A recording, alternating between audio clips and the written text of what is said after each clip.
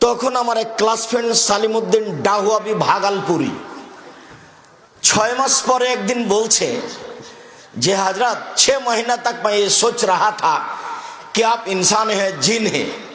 ना मैंने आपको गुस्ल करने देखा, ना मैंने आपको जागने देखा, ना मैंने आपको सोने देखा। 6 मास पर एक दिन बोलছে যে 6 मास পর্যন্ত আমি এই চিন্তা করতাম যে আপনি মানুষ না জিন।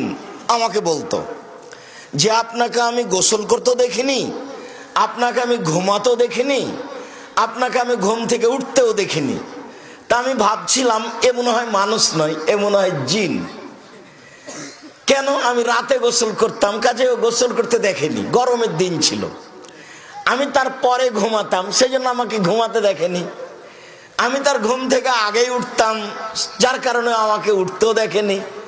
তখন 6 मास পরেও বলছে ना मैंने आपको जागने देखा, ना मैंने आपको सोने देखा, ना मैंने आपको गुस्ल करने देखा।